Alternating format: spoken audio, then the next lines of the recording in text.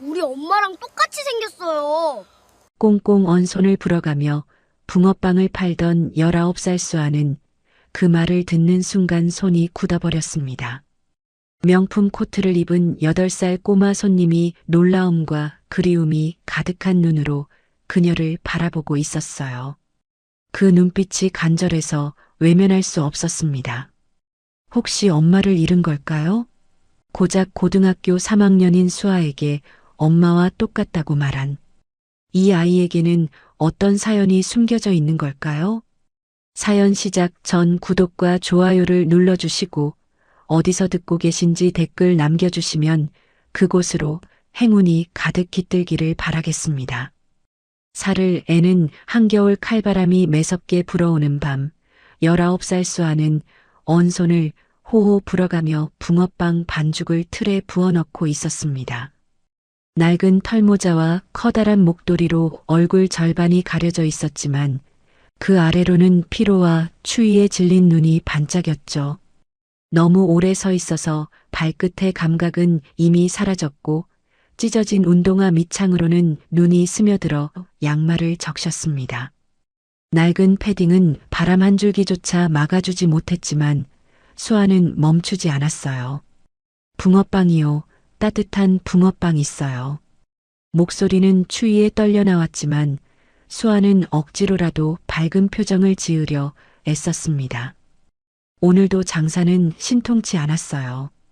주머니 속에서 구겨진 종이 한 장이 바스락거렸는데 그건 바로 얼마 전에 받은 수능 성적표였습니다. 전국 상위권의 우수한 성적이었지만 수아에게는 그저 아무런 의미 없는 숫자에 불과했죠. 포장마차 한쪽에 놓인 낡은 휴대폰이 울렸습니다. 병원에서 걸려온 전화였어요. 네, 알겠습니다. 내일까지는 꼭 입금하겠습니다. 전화를 끄는 수아의 어깨가 축 처졌습니다. 할머니의 병원비가 또 밀렸다는 연락이었죠. 폐암 말기인 할머니는 지금도 병원에서 힘겹게 버티고 계셨습니다. 친할머니는 아니었지만 10살 때 엄마가 돌아가신 후 수아를 친손녀처럼 키워주신 은인이었어요.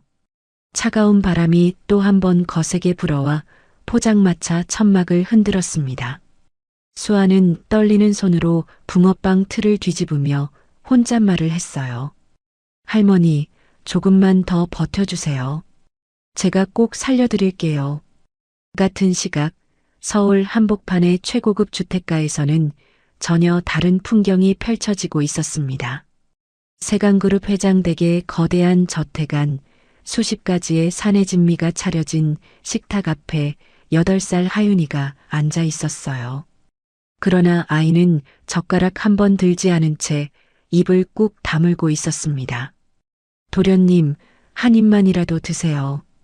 주방장님이 도련님 입맛에 맞춰 특별히 준비하신 거예요. 가정부가 애원하듯 말했지만 하윤이는 고개를 저으며 의자에서 내려왔습니다. 깡마른 팔다리가 더욱 가늘어 보였고 광대뼈가 도드라진 얼굴은 나이에 비해 너무나 작아 보였죠. 운전기사 김 씨는 백미러로 뒷좌석의 하윤이를 보며 깊은 한숨을 내쉬었습니다. 도련님, 저녁은 좀 드셨어요? 하윤이는 대답 없이 창밖만 바라보고 있었어요. 태어난 지 얼마 되지 않아 엄마가 돌아가신 하윤이는 8회 동안 제대로 된 식사를 한 적이 거의 없었습니다. 병원에서는 심리적 거식증이라고 진단했지만 그 어떤 치료도 효과가 없었죠. 바로 그때였습니다. 차가 신호등에 멈춰 섰을 때 바람을 타고 어디선가 고소한 냄새가 차 안으로 스며들었어요. 멈춰요. 평소 목소리조차 잘 내지 않던 하윤이가 갑자기 소리쳤습니다. 김 기사는 깜짝 놀라 급브레이크를 밟았죠. 무슨 일이세요, 도련님? 저 냄새. 저거 뭐예요? 하윤이의 눈빛이 처음으로 반짝였습니다. 김 기사는 창문을 살짝 내리고 냄새를 맡아보았어요. 아, 붕어빵 냄새인 것 같은데요. 저기 길 건너편에 포장마차가 있네요. 붕어빵이 뭐예요? 하윤이는 난생 처음 듣는 단어였습니다. 재벌가의 온실 속 화초처럼 자란 아이에게 길거리 음식은 존재하지 않는 세계였으니까요. 저거 먹고 싶어요. 지금 당장요. 김 기사는 난처한 표정을 지었습니다. 회장님이 이 사실을 아시면 큰일 날 게 뻔했죠. 하지만 그동안 아무것도 먹지 않던 도련님이 처음으로 뭔가를 먹고 싶다고 했습니다. 김 기사는 잠시 망설이다가 결국 차를 세우고 회장님에게 전화를 걸었습니다. 회장님, 하윤군이 길거리 붕어빵을 꼭 먹고 싶다고 합니다. 잠시만 허락을 주시겠습니까? 잠시 정적이 흐른 뒤 전화를 끊은 김 기사는 안도한 숨을 내쉬며 하윤에게 미소를 지었습니다. 좋아요, 도련님. 회장님께 허락받았습니다. 하지만 제가 사올 테니 차에서 기다리세요. 그러나 하윤은 고개를 저었습니다. 싫어요. 제가 직접 살 거예요. 저 이제 계산도 할 줄 안다고요. 하윤이는 평소와 달리 고집을 부렸습니다. 김 기사는 어쩔 수 없이 차에서 내려 하윤이와 함께 횡단보도를 건넜어요. 추운 날씨에도 불구하고 포장마차 앞에는 따뜻한 온기가 감돌고 있었습니다. 수아는 막 구운 붕어빵을 봉지에 담으며 손님에게 건네고 있었죠. 감사합니다. 따뜻할 때 드세요. 그때 수아의 눈에 특이한 손님이 들어왔습니다. 명품 코트를 입은 어린아이가 덩치 큰 아저씨와 함께 포장마차 앞에 서 있었어요. 아이의 창백한 얼굴과 깡마른 몸이 수아의 마음을 아프게 했습니다. 하윤이는 주머니에서 지갑을 꺼내 5만 원짜리 지폐를 꺼냈습니다. 이걸로 다 주세요. 수아는 잠시 놀란 표정을 지었다가 곧 부드러운 미소를 띠며 말했어요. 어머, 꼬마 손님. 붕어빵은 2개에 1,000원이야. 2명이면 2,000원 치면 충분할 텐데. 수아는 돈을 돌려주며 말했지만 하윤이는 고개를 저었습니다. 잘 모르겠어요. 그냥 다 주세요. 김 기사가 황급히 나섰어요. 죄송합니다. 저희 도련님이 이런 걸 처음 봐서요. 붕어빵 2,000원치만 주세요. 그리고는 지갑에서 2,000원을 꺼내 건넸죠. 수아는 웃으며 붕어빵 4개를 봉지에 담았습니다. 그리고 잠시 생각하더니 슈크림 붕어빵 하나를 더 넣어 주었어요. 이건 서비스예요. 슈크림 맛인데 아이들이 좋아하더라고요. 꼬마 손님, 따뜻할 때 먹어야 맛있어. 하윤이는 봉지를 받아들고는 그 자리에서 바로 붕어빵을 한 입 베어 물었습니다. 뜨거운 팥소가 입안 가득 퍼지자 아이의 눈이 동그랗게 커졌어요. 맛있어요. 그 한마디에 김 기사는 눈시울이 붉어졌습니다. 도련님이 뭔가를 맛있다고 한 게 얼마 만인지 기억도 나지 않았으니까요. 수아는 하윤이가 붕어빵을 먹는 모습을 흐뭇하게 바라보았습니다. 비싼 옷을 입었지만 너무나 야윈 아이의 모습이 왠지 모르게 마음 한구석을 아프게 했어요. 천천히 먹어. 뜨거우니까 호호 불어가면서 먹는 거야. 하윤이는 수아가 가르쳐준 대로 호호 불어가며 붕어빵을 먹었습니다. 난생 처음 느껴보는 따뜻함이었어요. 단순히 음식의 온도만이 아니라 누군가가 정성껏 만들어준 마음의 온기였죠. 고맙습니다. 하윤이가 작은 목소리로 인사했습니다. 수아는 환하게 웃으며 손을 흔들었어요. 또 놀러와. 언제든지. 차로 돌아가는 길 하윤이는 남은 붕어빵을 소중하게 들고 있었습니다. 김 기사는 백미러로 도련님의 모습을 보며 안도의 한숨을 내쉬었죠. 오늘 처음으로 아이의 얼굴에 생기가 돌았으니까요. 한편 포장마차로 돌아온 수아는 다시 붕어빵을 굽기 시작했습니다. 밤이 깊어갈수록 날씨는 더욱 추워졌습니다. 손님도 뜸해졌고 수아는 오늘 장사를 마감할 준비를 했어요. 주머니 속 수능 성적표가 또다시 바스락거렸지만 지금은 그런 것에 신경 쓸 겨를이 없었습니다. 할머니, 오늘도 무사히 하루를 보냈어요. 수아는 병원에 계신 할머니를 생각하며 혼잣말을 했습니다.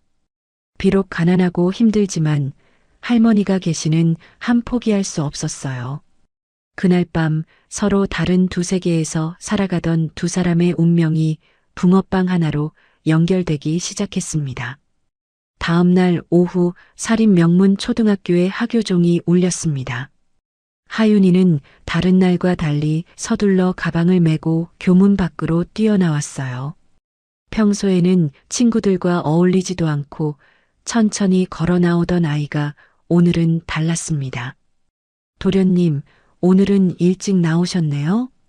김 기사가 차 문을 열어주며 반갑게 인사했습니다. 하윤이는 차에 오르자마자 급하게 말했어요. 기사 아저씨, 오늘도 붕어빵 가게 가요. 빨리요. 김 기사는 백미러로 하윤이를 보며 미소를 지었습니다. 어제 붕어빵을 먹고 난 후 하윤이는 오늘 아침에 처음으로 죽 한 그릇을 다 비웠거든요. 회장님도 무척 기뻐하셨죠? 네, 알겠습니다. 어제 그 포장마차로 가면 되죠? 네. 그런데 오늘은 혼자 갈 거예요. 저 이제 8살이라 혼자서도 할 수 있어요. 하윤이의 목소리에는 자신감이 묻어났습니다. 김 기사는 잠시 망설이다가 고개를 끄덕였어요.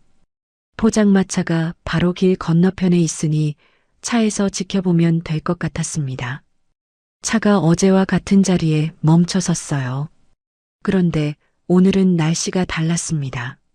한겨울치고는 유난히 따뜻한 날이었죠. 햇살이 포근하게 내리쬐고 있었고 바람도 거의 불지 않았어요. 하윤이는 주머니에서 미리 준비한 2,000원을 꺼내 들고 차에서 내렸습니다. 김 기사는 창문을 내리고 말했어요. 도련님, 조심해서 다녀오세요. 제가 여기서 지켜보고 있을게요. 네, 알았어요.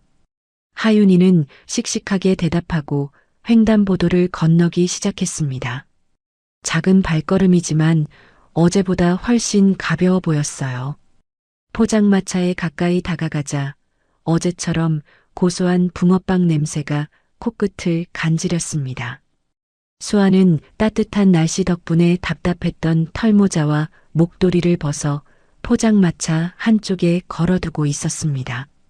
긴 머리카락을 하나로 묶은 채 붕어빵 틀을 정리하고 있었죠. 붕어빵 주세요. 하윤이의 목소리에 수아가 고개를 돌렸습니다. 어제 왔던 그 꼬마 손님이었어요. 어머, 또 왔구나. 오늘은 혼자 왔네. 수아가 환하게 웃으며 하윤이를 맞이했습니다. 그 순간 하윤이는 그 자리에 얼어붙고 말았어요. 목도리와 모자 없이 드러난 수아의 얼굴이 너무나도 선명하게 보였습니다. 맑은 눈동자, 오뚝한 코, 부드러운 미소를 띤 입술까지. 하윤이는 집 서재에 걸려있는 사진을 떠올렸어요. 20살 때의 엄마 사진 말이에요. 하윤이의 손에서 동전이 또르르 굴러떨어졌습니다. 아이는 떨리는 손가락으로 수아를 가리키며 말했어요. 우리 엄마랑 똑같이 생겼어요. 수아는 동전을 줍다가 하윤이의 말에 잠시 멈췄습니다. 아이의 눈에는 놀라움과 그리움이 가득했어요. 수아는 동전을 하윤이에게 돌려주며 부드럽게 웃었습니다. 꼬마 손님이 엄마를 많이 닮았다고? 하윤이는 고개를 저었어요. 아니에요. 누나가 우리 엄마랑 똑같이 생겼어요. 진짜예요. 수아는 하윤이의 진지한 표정을 보며 잠시 당황했습니다. 어린아이가 하는 말이지만 그 눈빛이 너무나 간절했거든요. 그래. 그럼 내가 엄마를 닮아서 반가웠구나. 영광이네. 수아는 귀엽다는 듯 하윤이의 머리를 쓰다듬어 주었습니다. 하윤이는 여전히 수아의 얼굴을 뚫어지게 바라보고 있었어요. 정말로 엄마가 살아 돌아온 것 같았거든요. 붕어빵 4개 줄까? 어제처럼? 수아의 말에 하윤이는 정신을 차렸습니다. 급하게 고개를 끄덕이며 떨어뜨린 동전을 주워 건넸어요. 네, 주세요. 수아는 각 구운 붕어빵 4개를 봉지에 담았습니다. 그리고 어제처럼 슈크림 붕어빵 하나를 더 넣어 주었죠. 오늘도 서비스야. 날씨가 따뜻해서 기분이 좋거든. 하윤이는 붕어빵 봉지를 받아들었지만 여전히 수아의 얼굴에서 눈을 떼지 못했습니다. 수아는 그런 하윤이가 안쓰러웠어요. 엄마를 그리워하는 아이의 마음이 느껴졌거든요. 붕어빵 식기 전에 먹어야 해.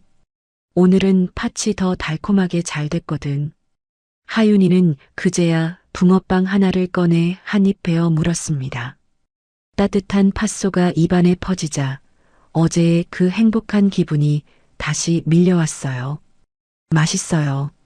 누나가 만든 붕어빵이 세상에서 제일 맛있어요. 수아는 하윤이의 말에 웃음을 터뜨렸습니다. 아이고, 우리 꼬마 손님 말도 예쁘게 하네. 그럼 내일도 올 거야? 네, 매일 올 거예요. 학교 끝나고 매일매일. 하윤이의 대답에 수아는 고개를 끄덕였습니다. 뭔가 이상한 느낌이 들었지만 아이의 순수한 모습이 마음에 들었어요. 그래, 언제든지 와. 누나가 맛있는 붕어빵 만들어 놓고 기다릴게. 하윤이는 환하게 웃으며 차를 향해 뛰어갔습니다. 그러다가 갑자기 멈춰서서 뒤를 돌아보았어요. 누나, 내일은 더 일찍 올게요. 수아는 손을 흔들며 대답했습니다. 알았어. 조심해서 가. 차에 탄 하윤이는 계속해서 뒤를 돌아보며 수아를 바라봤습니다. 김 기사는 백미러로 그런 하윤이를 보며 물었어요. 도련님, 오늘도 붕어빵이 맛있었나요? 네. 그런데 기사 아저씨. 네, 말씀하세요. 우리 엄마 사진 있잖아요. 서재에 있는 20살 때 사진요. 김 기사는 잠시 당황했습니다. 하윤이가 돌아가신 어머니 얘기를 먼저 꺼낸 건 처음이었거든요. 네, 그 사진이 왜요? 붕어빵 파는 누나가 꼭 그 사진이랑 똑같이 생겼어요. 정말이에요. 김 기사는 아무 말도 하지 못했습니다. 그저 엄마를 그리워하는 아이의 마음이 만들어낸 착각이겠거니 생각했죠. 집에 도착한 하윤이는 곧장 서재로 달려갔습니다. 벽에 걸린 액자 속 사진을 한참 동안 바라봤어요. 20살의 젊은 엄마가 환하게 웃고 있는 사진이었죠. 엄마, 정말 닮았어요. 아니, 똑같아요. 하윤이는 사진을 품에 안고 방으로 돌아왔습니다. 그리고 남은 붕어빵을 하나씩 먹으며 생각했어요. 내일은 꼭 할아버지한테도 말해야겠다고요. 붕어빵 파는 누나가 엄마랑 똑같다고 말이에요. 한편 포장마차에 남은 수아는 하윤이가 떨어뜨리고 간 동전 하나를 발견했습니다. 500원짜리 동전이었어요. 이 꼬마 동전 놓고 갔네. 수아는 동전을 주머니에 넣으며 미소를 지었습니다. 내일 오면 돌려줘야겠다고 생각하면서요. 날이 어두워지자 다시 추위가 찾아왔습니다. 수아는 목도리와 모자를 다시 쓰고 붕어빵을 구웠어요. 하지만 마음 한구석이 따뜻했습니다. 하윤이라는 꼬마 손님 덕분이었죠. 엄마를 많이 그리워하나 봐. 수아는 혼잣말을 하며 붕어빵 틀을 뒤집었습니다. 자신도 엄마 없이 자랐기에 그 마음을 충분히 이해할 수 있었어요. 그날 밤 두 사람 모두 서로를 생각하며 잠자리에 들었습니다. 하윤이는 엄마를 닮은 누나를 만난 기쁨에, 수아는 순수한 꼬마 손님이 준 따뜻함에 마음이 포근했죠. 아직은 아무도 몰랐지만 이 만남이 앞으로 어떤 파장을 일으킬지 상상조차 할 수 없었습니다. 운명의 실타래가 조금씩 풀리기 시작한 것이었어요. 다음 날 아침 세강그룹 회장 저택의 거대한 식당에는 이른 시간부터 분주한 움직임이 있었습니다. 최강우 회장은 늘 그렇듯 새벽 5시에 일어나 신문을 읽으며 아침 식사를 하고 있었죠. 52세의 나이에도 꼿꼿한 자세와 날카로운 눈빛은 한국 재계의 거물다운 위엄을 보여주고 있었습니다. 회장님, 하윤 도련님이 아침부터 찾으십니다. 집사의 말에 강우는 신문에서 눈을 떼고 시계를 보았습니다. 겨우 6시 반이었어요. 평소 아침잠이 많던 손자가 이른 시간에 찾아온 것은 이례적인 일이었죠. 들어오라고 해. 잠시 후 잠옷 차림의 하윤이가 뛰어들어왔습니다. 아이의 손에는 무언가가 꼭 쥐어져 있었어요. 할아버지, 어제 그 얘기 꼭 해드리려고 일찍 왔어요. 강우는 부드러운 미소를 지으며 하윤이를 자신의 옆 의자로 불렀습니다. 우리 하윤이가 무슨 일로 이렇게 일찍 일어났니? 앉아서 얘기해 보렴. 하윤이는 할아버지 옆에 앉으며 손에 들고 있던 것을 테이블 위에 올려놓았습니다. 그것은 서재에서 가져온 엄마의 20살 때 사진 액자였어요. 할아버지, 붕어빵 파는 누나 말이에요. 그래, 어제도 붕어빵을 사 먹었다고 했지? 그런데 그 누나가 어떻다고? 하윤이는 사진을 손가락으로 가리키며 말했습니다. 이 사진이랑 똑같이 생겼어요. 진짜로요.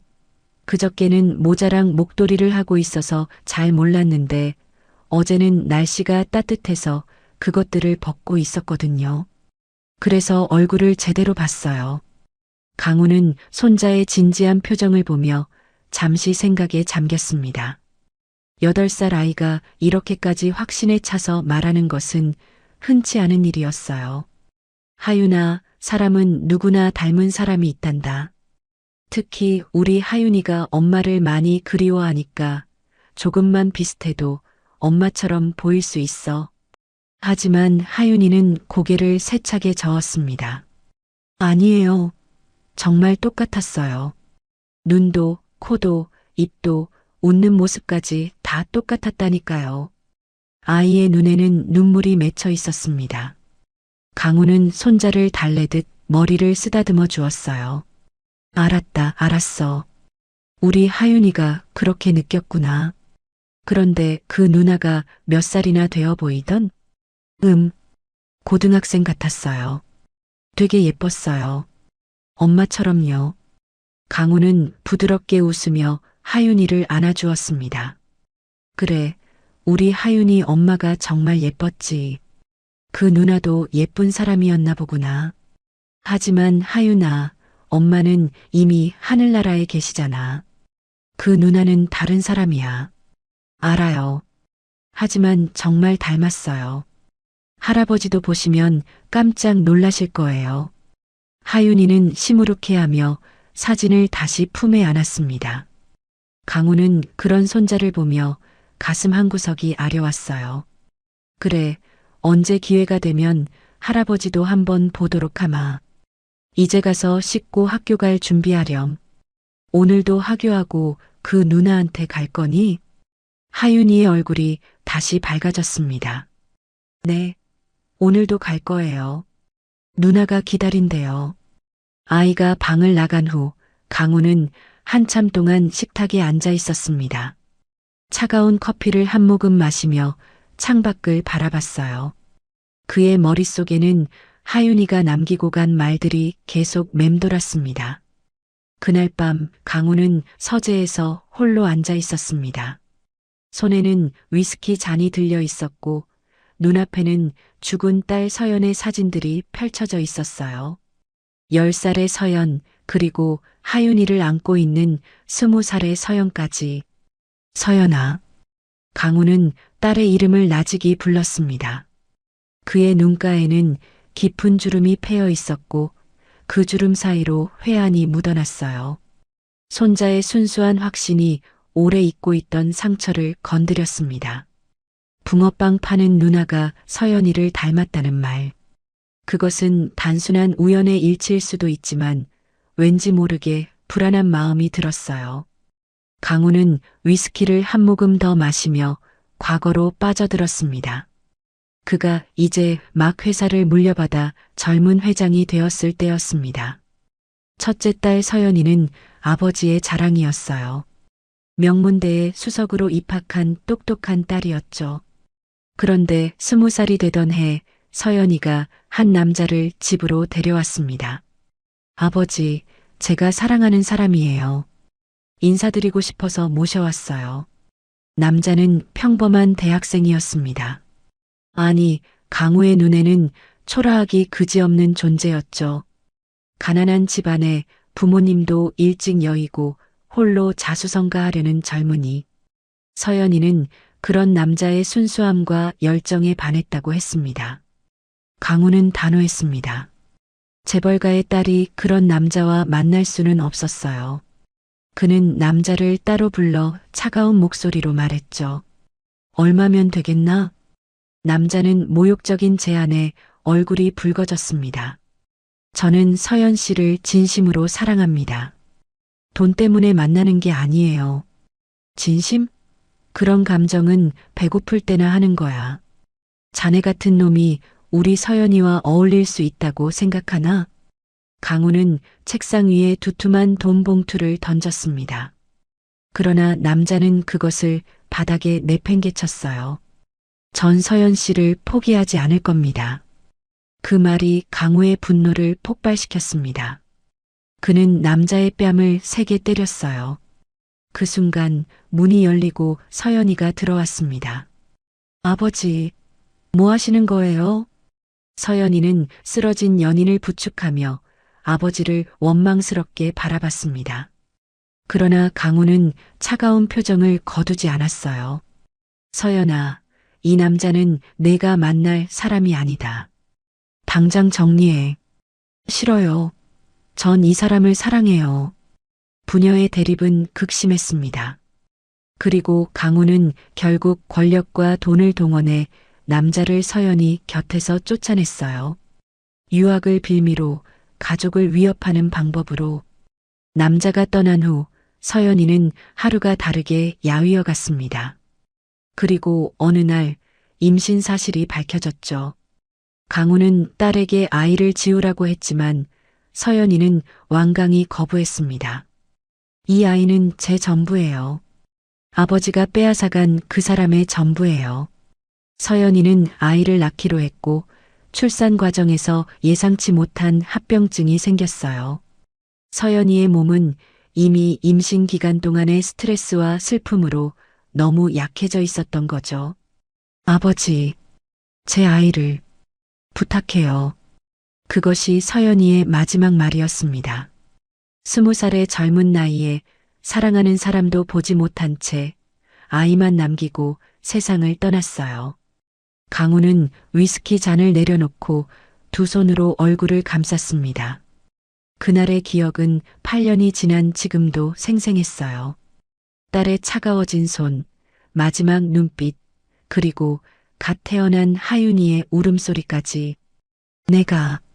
내가 너를 죽인 거야, 서연아.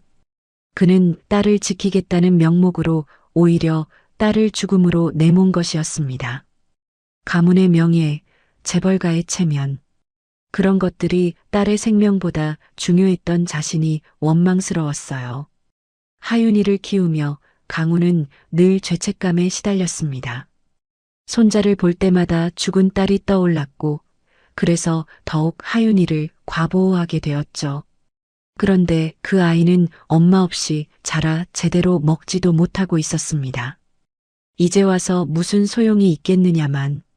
강우는 서연이의 사진을 쓰다듬으며 중얼거렸습니다. 정말 만약에 하윤이 말대로 서연이를 닮은 사람이 있다면 그것은 우연일까요? 아니면 운명의 장난일까요? 새벽 2시가 넘어서도 강우는 잠들지 못했습니다.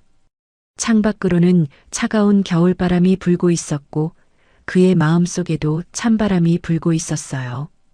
가족을 짓밟았던 선택.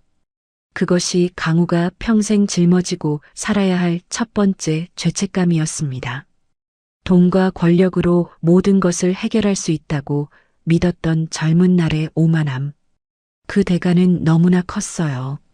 강우는 창밖을 바라보며 생각했습니다. 손자의 말이 단순한 착각이기를 바라면서도 왜인지 불안한 예감이 들었어요. 서연이를 닮은 누군가가 정말 존재한다면 그것은 또 다른 인연의 시작일 수도 있으니까요. 일주일이 흘렀습니다. 그동안 하윤이는 하루도 빠지지 않고 붕어빵 가게를 찾았어요. 이제는 김 기사도 당연하다는 듯이 학교 시간에 맞춰 포장마차 근처에 차를 세웠죠. 누나, 저 왔어요. 오늘도 하윤이가 밝은 목소리로 인사했습니다. 수아는 붕어빵 틀에서 눈을 떼고 반갑게 맞이했어요. 어서 와, 하윤아. 오늘 학교는 어땠어? 이제 둘은 서로의 이름을 부르는 사이가 되었습니다. 수아는 매일 찾아오는 이 특별한 손님을 위해 늘 따끈한 붕어빵을 준비해 두었죠. 오늘 체육 시간에 축구했어요. 제가 골도 넣었어요. 하윤이가 자랑스럽게 말했습니다. 예전에 하윤이라면 체육 시간에 구석에서 혼자 앉아 있었을 텐데 요즘은 달랐어요. 밥을 조금씩 먹기 시작하면서 체력도 좋아졌고 친구들과 어울리는 일도 생겼죠. 우와, 대단한데? 우리 하윤이가 축구도 잘하는구나. 수아가 진심으로 기뻐하며 하윤이의 머리를 쓰다듬어 주었습니다. 그 따뜻한 손길에 하윤이는 마치 엄마의 손길을 느끼는 것 같았어요. 누나는 오늘 뭐 했어요? 누나는 왜 맨날 여기 있어요? 하윤이의 순진한 질문에 수아는 잠시 쓴웃음을 지었습니다. 하지만 곧 밝은 표정으로 대답했어요. 누나는 할머니 병원비를 벌어야 해서 여기 있는 거야. 그리고 대학교 등록금도 모아야 하고. 대학교요? 누나 대학생이에요? 아직은 아니야. 수능은 봤는데 돈이 없어서 못 갈 수도 있어. 수아의 목소리에는 아쉬움이 묻어났습니다. 하윤이는 그런 수아를 걱정스럽게 바라봤어요. 누나 꿈이 뭐예요? 누나는 영양사가 되고 싶어. 맛있고 건강한 음식으로 사람들을 행복하게 해주고 싶거든. 수아의 눈이 반짝였습니다. 비록 지금은 추운 거리에서 붕어빵을 팔고 있지만 꿈만큼은 포기하지 않았어요. 와, 멋있다. 누나라면 꼭 될 수 있을 거예요. 누나가 만든 붕어빵이 제일 맛있으니까. 하윤이의 응원에 수아는 가슴이 뭉클해졌습니다. 이 어린 손님이 주는 위로가 얼마나 큰지 하윤이는 모를 거예요. 바로 그때 길 건너편에 검은색 세단이 천천히 멈춰 섰습니다. 차 안에는 강우 회장과 그의 비서가 타고 있었죠. 회장님, 저기가 하윤 도련님이 매일 들르시는 포장마차입니다. 강우는 차창 너머로 포장마차를 바라봤습니다. 손자가 그토록 좋아한다는 붕어빵 가게, 그리고 서연이를 닮았다는 그 아이가 있는 곳이었죠. 설마 정말로. 강우의 가슴이 빠르게 뛰기 시작했습니다. 그는 최대한 침착함을 유지하려 애썼어요. 좀 더 가까이 가서 잠시 지켜보자. 차는 조금 더 가까운 곳에 정차했습니다. 그런데 날씨가 다시 추워진 탓에 수아는 두꺼운 털모자와 목도리로 얼굴을 꽁꽁 가리고 있었어요. 강우는 실망스러운 마음을 감추며 계속 지켜봤습니다. 그때 하윤이가 붕어빵을 다 먹고 수아에게 작별 인사를 했습니다. 누나, 저 이제 가야 해요. 내일 또 올게요. 그래, 조심해서 가. 내일 보자. 수아가 손을 흔들며 하윤이를 배웅했습니다. 강우는 손자가 차로 돌아가는 모습을 확인한 후 계속해서 수아를 관찰했어요. 그때 남루한 차림의 노인이 포장마차 앞에 다가왔습니다. 꽤 오래 굶은 듯 초췌한 모습이었죠. 노인은 주머니를 뒤적거리며 동전 몇 개를 꺼냈지만 붕어빵을 사기에는 턱없이 부족했습니다. 이걸로 붕어빵 하나만. 노인의 떨리는 목소리가 들렸습니다. 수아는 노인의 손에 든 동전을 보고는 곧바로 붕어빵 3개를 봉투에 담았어요. 아저씨, 이거 드세요. 따뜻할 때 드셔야 맛있어요. 하지만 돈이 괜찮아요. 제가 드리는 거예요. 이거 드시고 힘내세요. 수아는 환하게 웃으며 봉투를 노인의 손에 꼭 쥐어주었습니다. 노인은 눈물이 글썽이며 연신 고맙다는 인사를 했어요. 잠시 후 교복을 입은 여학생이 헐레벌떡 뛰어왔습니다. 붕어빵 2개 주세요. 학생이 지갑을 열었지만 500원밖에 없었어요. 붕어빵 2개를 사려면 1,000원이 필요했죠. 어머, 돈이 모자라네. 하나만 살게요. 학생이 아쉬워하자 수아는 손을 흔들었습니다. 아니야, 2개 가져가. 나머지는 다음에 줘도 돼. 정말요? 꼭 갚을게요. 그래, 친구랑 나눠 먹어. 맛있게 먹고 공부 열심히 해. 강우는 차 안에서 이 모든 광경을 지켜보고 있었습니다. 분명 장사로 먹고 사는 아이인데 어려운 사람들에게 아낌없이 베푸는 모습이 놀라웠어요. 요즘도 저런 아이가 있네. 강우가 나직이 중얼거렸습니다. 박 비서도 고개를 끄덕이며 동의했어요. 참 마음씨 고운 아이인 것 같습니다. 회장님. 저녁 시간이 가까워지자 손님들이 하나둘 늘어났습니다. 퇴근길 직장인들, 학원 가는 학생들이 따뜻한 붕어빵을 사러 왔죠. 수아는 지치지 않는 미소로 손님들을 맞이했습니다. 어서 오세요. 오늘은 팥이 정말 맛있게 됐어요. 강우는 수아의 밝은 목소리를 들으며 묘한 감정을 느꼈습니다. 추운 날씨에도 힘든 환경에도 저렇게 밝을 수 있다는 게 대단했어요. 하지만 끝내 얼굴은 제대로 볼 수 없었습니다. 목도리와 모자에 가려진 얼굴은 눈매 정도만 겨우 보일 뿐이었죠. 그 눈매가 왠지 낯익은 것 같았지만 확신할 수는 없었습니다. 회장님, 시간이 늦었습니다. 돌아가시죠. 박 비서의 말에 강우는 아쉬움을 삼키며 고개를 끄덕였습니다. 그래, 가자. 차가 출발하려는 순간 강우는 다시 한번 뒤를 돌아봤습니다. 수아는 여전히 포장마차에서 열심히 일하고 있었어요. 그 모습이 왜인지 마음 한구석을 아프게 했습니다. 정말 서연이를 닮은 걸까? 아니면 내가 하윤이의 말에 너무 예민해진 걸까? 집으로 돌아가는 내내 강우의 마음은 복잡했습니다. 불길한 예감이 계속해서 그를 괴롭혔어요. 마치 무언가 중요한 일이 곧 일어날 것 같은 느낌이었죠. 그날 밤 강우는 또다시 서재에서 잠을 이루지 못했습니다. 수아의 선한 행동들이 자꾸만 떠올랐어요. 노숙자에게 붕어빵을 건네던 모습, 돈이 부족한 학생을 웃으며 보내주던 모습, 저런 아이가 고생하고 있다니. 강우는 한숨을 내쉬며 창밖을 바라봤습니다. 만약 정말로 서연이를 닮은 아이라면 그것은 무엇을 의미하는 걸까요? 그저 우연의 일치일까요? 아니면 운명이 준비한 무언가가 있는 걸까요? 한편 포장마차에서는 수아가 오늘의 장사를 마무리하고 있었습니다. 추운 날씨 탓에 손님이 뜸했지만 그래도 할머니 약값 정도는 벌었어요. 오늘도 수고했어, 수아야.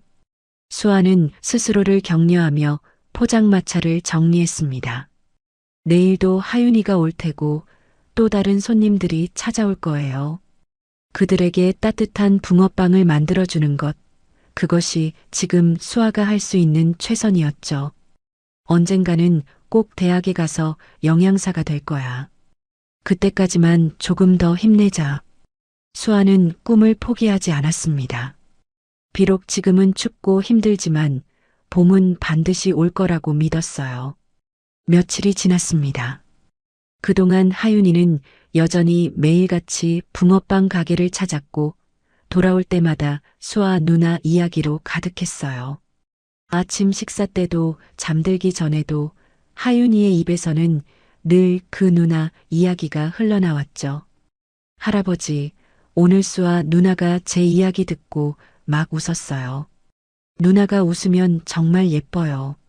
수아 누나는 대학교에 가고 싶대요. 영양사가 되는 게 꿈이래요. 누나가 오늘은 추워서 손이 빨갛게 되었어요. 불쌍해요. 강우는 손자의 이야기를 들으며 복잡한 심경이었습니다. 하윤이가 처음으로 누군가에게 마음을 열고 의지하는 모습이 대견하면서도 그 대상이 서연이를 닮았다는 낯선 소녀라는 사실이 불안했어요. 그날도 하윤이는 저녁 식사 시간에 수아 이야기를 꺼냈습니다. 할아버지, 수아 누나네 할머니가 많이 아프대요. 병원비가 비싸서 누나가 매일 붕어빵을 팔고 있대요. 강우는 수저를 내려놓으며 하윤이를 바라봤습니다. 아이의 눈에는 걱정과 안타까움이 가득했어요. 그래서 하윤이가 걱정이 되나 보구나? 네. 누나가 너무 힘들어 보여요. 그런데도 항상 웃고 있어요. 저한테도 잘해주고요. 하윤이의 목소리가 떨렸습니다. 강우는 그런 손자를 보며 결단을 내렸어요. 더 이상 미룰 수 없었습니다. 식사 후 강우는 서재로 박 비서를 불렀습니다. 박 비서. 네, 회장님. 며칠 전에 봤던 그 붕어빵 파는 아이 말이네. 조용히 신원만 확인해 봐주게.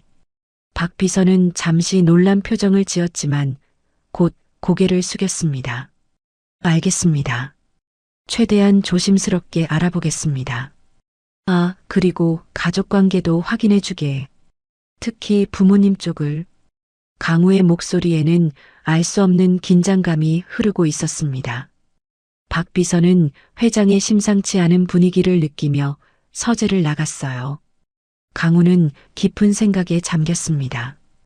어쩌면 판도라의 상자를 여는 것일 수도 있다는 생각이 들었어요.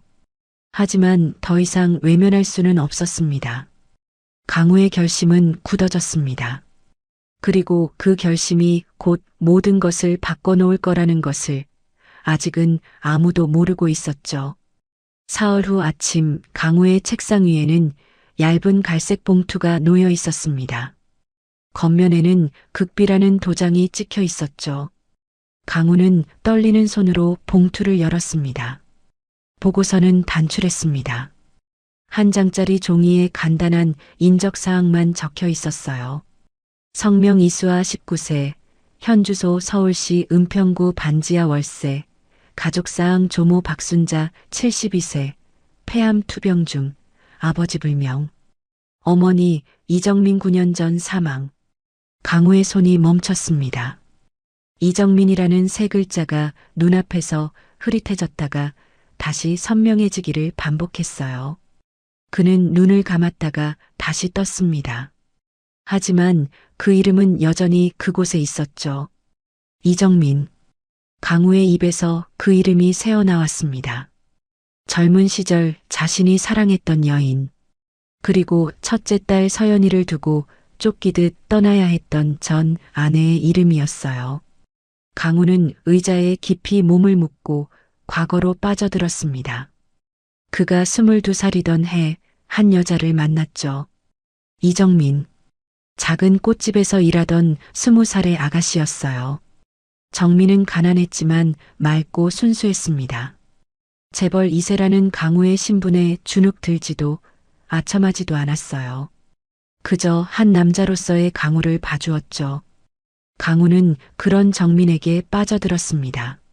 하지만 선대 회장의 반대는 극심했습니다. 미쳤느냐? 그런 집안도 없는 여자를 며느리로 들이겠다고? 아버지, 정민이는 좋은 사람입니다. 저는 정민이와 결혼하고 싶습니다. 안 된다. 우리 집안의 격에 맞는 여자를 찾아라. 그 여자는 절대 안 돼. 하지만 강우는 끝내 아버지의 반대를 무릅쓰고 정민과 결혼했습니다. 그것이 비극의 시작이었어요. 시댁 식구들은 정민을 철저히 무시했습니다. 며느리가 아닌 투명인간 취급을 했죠. 선대 회장은 정민이 있는 자리에서도 없는 사람처럼 행동했고 시누이들은 대놓고 멸시했습니다. 오빠가 저런 여자한테 홀렸다니. 집안 망신이야. 꽃집에서 일하던 여자가 무슨 재벌가 며느리? 어울리지도 않아. 정민은 그 모든 것을 묵묵히 견뎠습니다. 강우를 사랑했기에, 그리고 뱃속의 아이를 위해서였죠. 하지만 강우는 아내를 제대로 지켜주지 못했어요. 여보, 오늘도 회식이 있어서 늦을 것 같아. 출장을 가야 해서 며칠 집을 비워야 해. 미안해. 오늘도 아버지 때문에 회사에 일이 있어서. 바쁘다는 핑계로, 회사 일이라는 핑계로 강우는 정민을 대저택에 홀로 남겨두는 날이 많았습니다. 그 사이 정민은 시댁 식구들의 구박을 혼자 견뎌야 했어요. 첫째 딸 서연이가 태어났을 때 잠시 집안 분위기가 나아지는 듯 했습니다. 하지만 그것도 잠시뿐이었어요. 선대 회장은 손녀는 예뻐하면서도 며느리는 여전히 무시했죠. 그러던 어느 날 강우가 출장에서 돌아왔을 때 정민은 이미 짐을 싸고 있었습니다. 정민아, 이게 무슨... 더는 못 견디겠어요. 저도 사람이에요. 이렇게 무시당하면서까지 살고 싶지 않아요. 정민의 눈에는 절망이 가득했습니다. 강우는 아내를 붙잡으려 했지만 정민의 결심은 확고했어요. 서연이는 어떻게 하고, 아직 8살밖에 안 됐는데, 서연이는 이 집에서 자라는 게 나을 거예요. 저 같은 엄마보다는 이 집안의 딸로 자라는 게. 정민은 눈물을 흘리며 자고 있는 어린 딸을 끝까지 바라봤습니다. 그리고 마지막으로 강우를 향해 말했어요. 당신을 원망하지 않을게요. 하지만 날 한 번이라도 지켜줬더라면 그것이 마지막이었습니다. 정민은 그렇게 떠났고 이혼 서류가 날아왔어요. 강우는 아내를 찾으려 했지만 정민은 흔적도 없이 사라졌죠. 그리고 지금 이정민이라는 이름이 다시 그의 앞에 나타났습니다. 강우는 떨리는 손으로 보고서를 다시 읽었습니다. 어머니, 이정민 9년 전 사망. 정민이 죽었다는 사실에 가슴이 무너져 내렸어요. 그런데 더 충격적인 것은 딸이 있다는 사실이었습니다. 이수아, 19살. 나이를 계산해 보니 정민이 떠날 때 이미 임신 중이었다는 뜻이었어요. 정민이의 딸. 그렇다면 설마... 강우의 머릿속이 복잡하게 돌아갔습니다. 그 아이가 자신의 딸일 가능성. 하지만 동시에 정민이 떠난 후 다른 사람을 만나 낳은 아이일 가능성도 있었죠. 내 아이일까? 아니면 이혼 후 낳은 다른 남자의 아이인가? 머리가 깨질 것 같았습니다. 강우는 두 손으로 머리를 감싸쥐었어요. 만약 수아가 자신의 딸이라면 그는 또 한 번 가족을 버린 것이 됩니다. 알지도 못한 채 딸을 고생시킨 것이죠. 박 비서가 노크를 하고 들어왔습니다. 회장님, 추가로 확인한 사항이 있습니다. 뭔가? 이정민 씨는 9년 전 폐렴으로 사망한 것으로 확인됐습니다. 그리고 박 비서가 잠시 말을 멈췄습니다.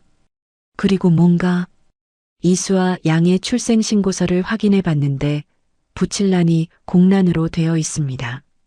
미혼모 출산으로 처리된 것 같습니다. 강우의 가슴이 쿵 내려앉았습니다. 그리고 이수와 양은 어머니가 돌아가신 후 옆집에 살던 박순자 씨가 키운 것으로 보입니다. 법적 보호자도 박순자 씨로 되어 있고요. 알았네. 나가보게. 박 비서가 나간 후 강우는 한참 동안 꼼짝도 하지 못했습니다. 이정민, 그녀가 죽었다는 사실, 그리고 혼자 딸을 낳아 키우다 세상을 떠났다는 사실이 가슴을 짓눌렀어요. 내가 지켜주지 못해서, 내가 한 번이라도 제대로 지켜줬더라면. 강우의 눈가가 붉어졌습니다. 첫째 딸 서연이를 잃은 죄책감도 무거웠지만 정민을 지켜주지 못한 죄책감은 더욱 깊었어요. 그것이 그의 두 번째 죄책감이었습니다. 창밖으로 겨울 해가 기울고 있었습니다. 강우는 멍하니 창밖을 바라봤어요. 저 어딘가에서 19살 수아가 추위와 싸우며 붕어빵을 팔고 있을 것입니다. 만약 그 아이가 자신의 딸이라면 강우는 상상하기도 두려웠습니다. 하지만 이미 시작된 일이었어요. 진실이 무엇이든 이제는 마주해야 할 때가 온 것 같았습니다. 그날 밤 강우는 또 잠을 이루지 못했습니다. 정민의 얼굴이, 서연의 얼굴이, 그리고 목도리에 가려진 수아의 눈매가 뒤엉켜 그를 괴롭혔어요. 정민아, 미안하다. 정말 미안하다. 어둠 속에서 강우의 참회는 계속되었습니다. 하지만 이미 떠난 사람들에게 사과한들 무슨 소용이 있을까요? 이제 남은 것은 살아있는 사람들, 하윤이와 그리고 어쩌면 자신의 딸일지도 모르는 수아를 위해 무엇을 할 것인가 하는 문제였습니다. 보고서를 받은 뒤 사흘이 흘렀습니다. 강우는 그동안 단 한순간도 마음이 편하지 않았어요. 출근길 차 안에서도, 회의실에서도, 서재에 홀로 앉아 있을 때도 이정민이라는 세 글자가 머릿속을 떠나지 않았습니다. 그날 아침 강우는 결심했습니다. 박 비서, 네, 회장님. 오늘 오후에 그 포장마차로 가네. 내가 직접 확인해야겠어. 박 비서는 잠시 놀란 표정을 지었지만 곧 고개를 숙였습니다. 알겠습니다. 오후 2시에 출발하시겠습니까? 그래, 준비해주게. 진실이 무엇이든 이제는 직접 눈으로 확인할 때가 왔습니다. 더 이상 미룰 수 없었어요. 오후 2시 검은색 세단이 조용히 포장마차가 있던 골목을 향해 출발했습니다. 차창 밖으로는 겨울 햇살이 차갑게 내리쬐고 있었어요. 강우는 창밖을 바라보며 생각했습니다. 만약 수아가 정말 자신의 딸이라면 어떻게 해야 할까요? 만약 아니라면 이 복잡한 감정은 무엇일까요? 회장님, 곧 도착합니다. 박 비서의 말에 강우는 고개를 끄덕였습니다. 심장이 빠르게 뛰기 시작했어요. 차가 골목 입구에 들어서는 순간 강우는 뭔가 이상하다는 것을 느꼈습니다. 평소보다 거리가 너무 소란스러웠어요. 사람들이 웅성거리며 무언가를 구경하고 있었죠. 저게 무슨 일인가? 강우가 앞쪽을 가리키며 물었습니다. 박 비서는 눈을 가늘게 뜨고 상황을 파악했어요. 회장님, 구청 단속반 차량인 것 같습니다. 단속반이라니? 네, 그리고 용역 차량도 보입니다. 불길한 예감이 스쳤습니다. 강우는 급하게 말했어요. 더 가까이 가보게. 차가 천천히 앞으로 나아갔습니다. 그리고 포장마차가 있던 자리가 보이기 시작했을 때 강우는 숨이 멎는 것 같았어요. 포장마차는 이미 반쯤 부서져 있었습니다. 구청 단속반원 서너 명과 험악한 인상의 용역 직원들이 붕어빵 틀과 의자, 간판을 마구잡이로 트럭에 실어 나르고 있었어요. 불법 노점상 강제 철거입니다. 경고 기간은 이미 지났습니다. 단속반원의 차갑고 기계적인 목소리가 겨울바람을 타고 들려왔습니다. 그때였습니다. 강우의 눈에 한 소녀가 들어왔어요. 낡은 털모자, 해진 패딩 점퍼에 목도리를 두른 수아였습니다. 수아는 트럭 앞을 막아서며 두 팔을 활짝 벌렸어요. 안 돼요. 제발 이것만은 안 돼요. 수아의 목소리는 절규에 가까웠습니다. 그 목소리에는 절박함과 공포가 가득 담겨 있었어요. 아가씨, 비켜요. 우리도 일하는 사람이야. 용역 직원이 짜증스럽게 소리쳤지만 수아는 물러서지 않았습니다. 그녀는 트럭 손잡이를 두 손으로 꽉 붙잡았어요. 이게 저희 할머니 병원비예요. 전 재산이 다 여기 있어요. 제발, 제발 가져가지 마세요. 수아의 얼굴은 눈물과 콧물로 범벅이 되어 있었습니다. 차가운 겨울바람에 빨갛게 언두 손은 트럭을 놓지 않으려고 필사적으로 버티고 있었어요. 강우는 차 안에서 그 광경을 지켜봤습니다. 숨을 쉬는 것조차 힘들었어요. 가슴 한가운데가 찢어지는 것 같았습니다. 아가씨, 우리도 힘들어요. 그냥 비켜주세요. 안 그러면 다칠 수도 있어요.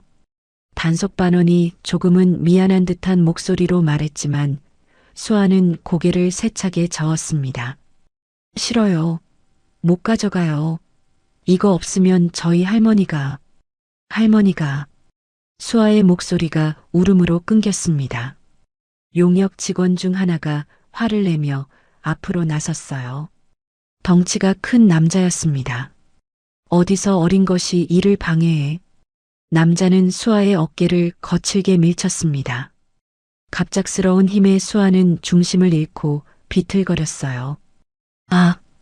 짧은 비명과 함께 수아는 그대로 뒤로 넘어졌습니다. 철퍽! 둔탁한 소리가 들렸습니다. 마침 그곳에는 아침에 내린 눈이 녹아 빗물과 뒤섞여 만들어진 흙탕물 웅덩이가 있었어요. 수아의 온몸이 차가운 진흙탕에 빠졌습니다. 낡았지만 깔끔하게 빨아 입었던 패딩 점퍼는 순식간에 갈색 진흙으로 범벅이 되었고 수아의 얼굴에도 흙물이 튀었어요. 으윽! 수아는 진흙탕 속에서 신음을 흘렸습니다.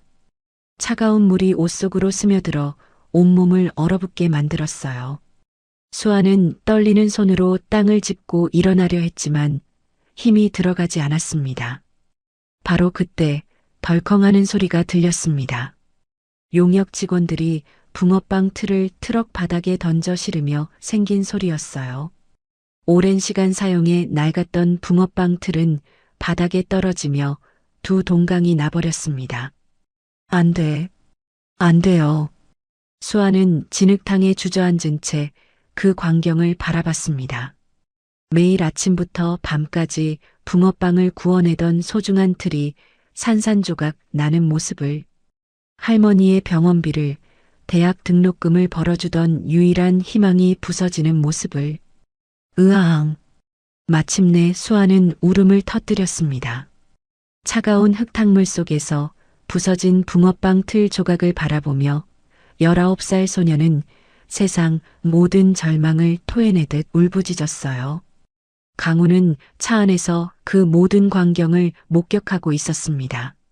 순간 모든 것이 멈춘 것 같았어요. 흙탕물 속에 쓰러진 수아의 모습이, 절규하는 목소리가, 부서진 붕어빵 틀이 강우의 눈 속에 깊이 새겨졌습니다. 저 아이가 만약 내 딸이라면. 가슴이 찢어지는 것 같았습니다. 아니, 이미 찢어지고 있었어요. 정민을 떠올렸습니다. 시댁 식구들에게 구박받으며 홀로 견뎌야 했던 아내를, 서연을 떠올렸습니다. 사랑하는 남자를 빼앗기고 절망 속에서 아이를 낳다 죽은 딸을, 그리고 지금 눈앞에서 절망에 무너지고 있는 수아를 내가 또 지켜주지 못하는 건가. 회장님, 박 비서가 조심스럽게 불렀습니다. 하지만 강우는 대답하지 않았어요. 그의 두 주먹은 세게 쥐어져 있었습니다. 주먹을 너무 세게 쥐어서 손톱이 손바닥에 파고들었어요. 하지만 그 고통조차 느껴지지 않았습니다.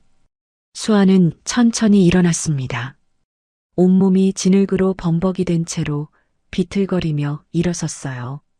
그리고는 부서진 붕어빵 틀 조각을 하나하나 주워 담기 시작했습니다. 이거라도 고쳐서.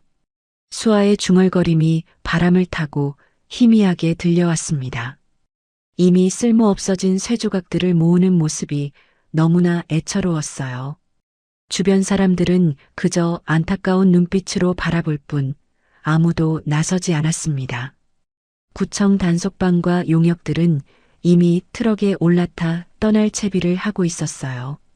강우는 더 이상 참을 수 없었습니다. 박 비서.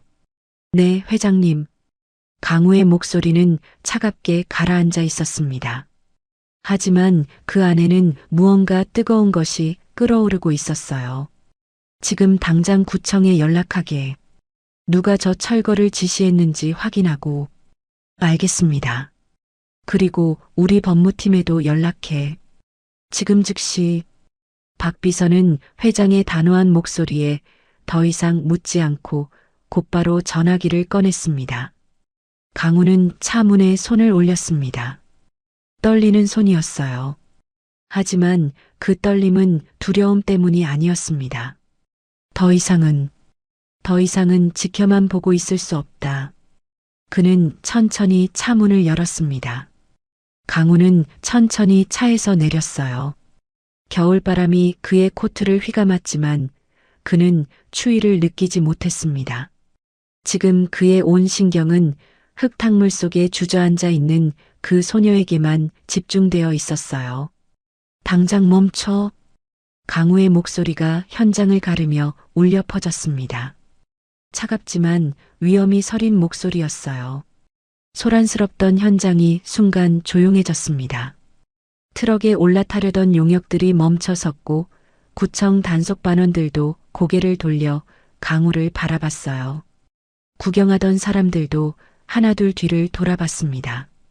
한 용역 직원이 인상을 쓰며 강우에게 다가왔습니다. 덩치가 큰 남자였어요.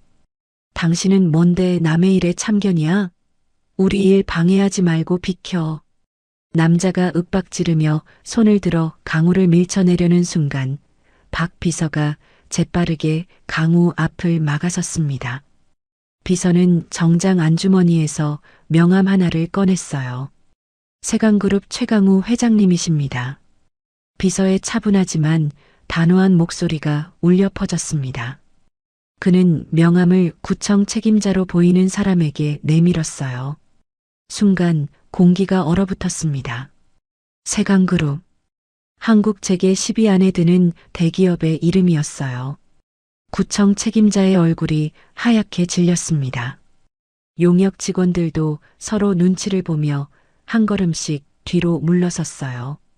이게 무슨... 구청 책임자가 더듬거리며 말했지만 박 비서는 명함을 그의 손에 쥐어주며 냉정하게 말을 이었습니다. 이 노점상으로 인한 모든 법적 문제 그리고 금전적 문제는 저희 세강그룹에서 전부 책임지겠습니다. 비서는 잠시 멈췄다가 더욱 차갑게 덧붙였습니다.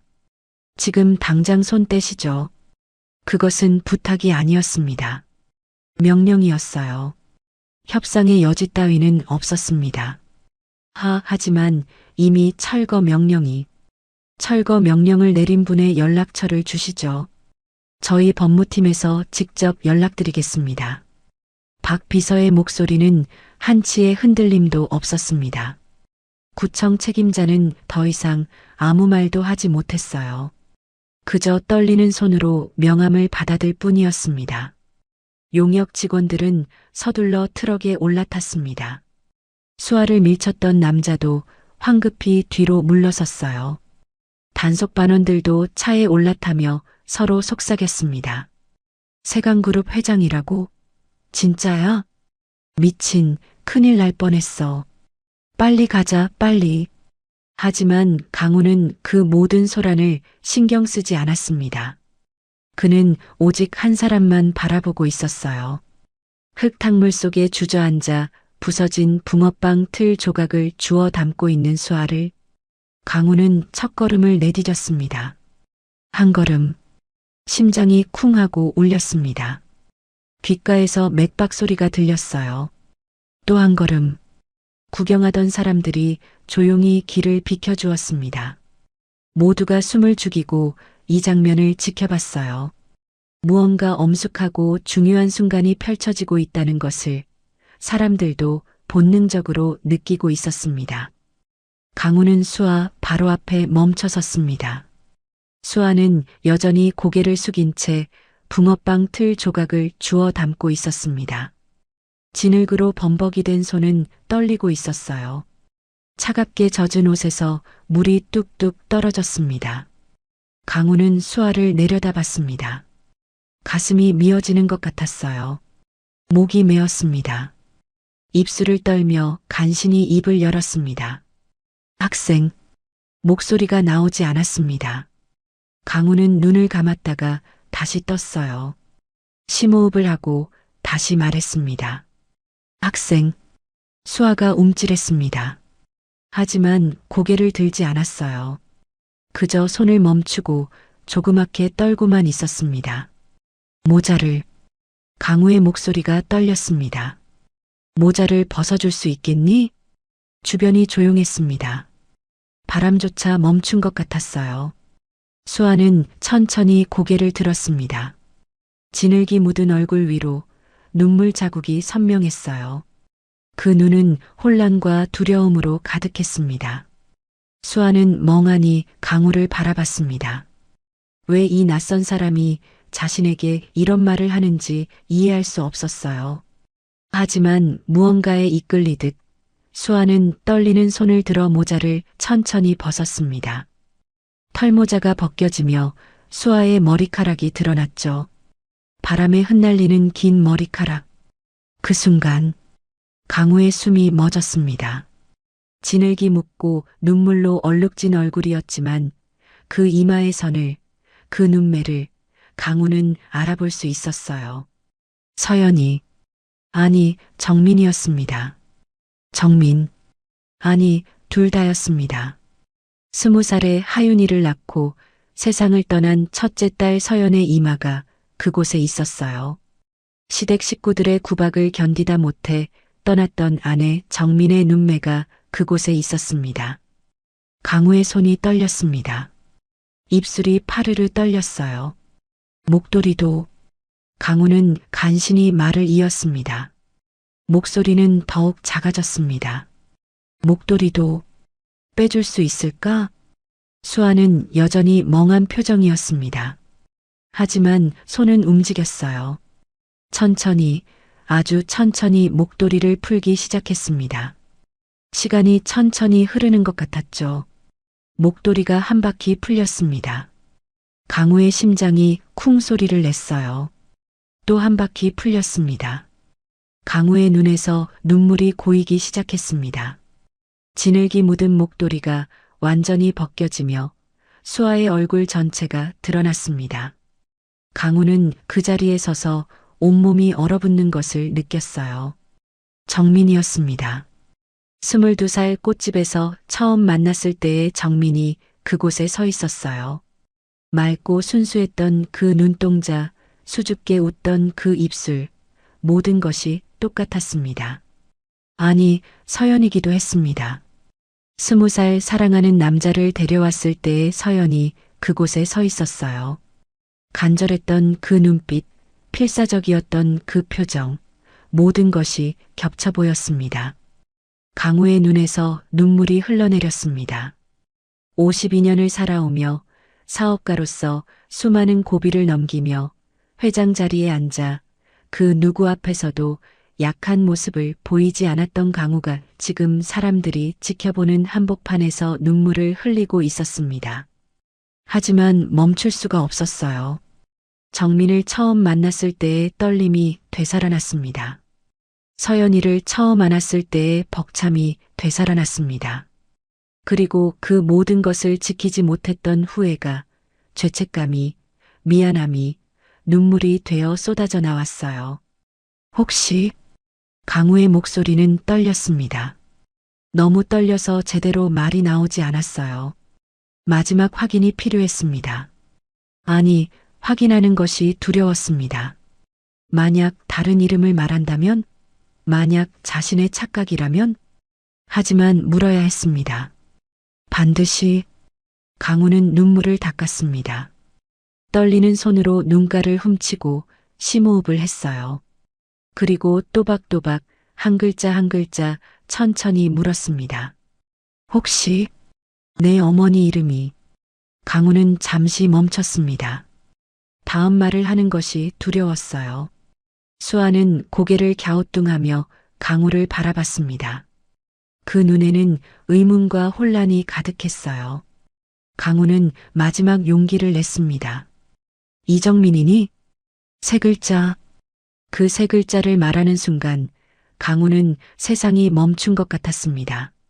수아의 눈이 커졌습니다. 놀라움이 그 얼굴에 확 퍼졌어요. 네. 수아가 작게 대답했습니다. 맞아요. 시간이 멈췄습니다. 강우의 귓가에서 윙 소리가 났습니다. 눈앞이 흐려졌다가 다시 선명해졌어요.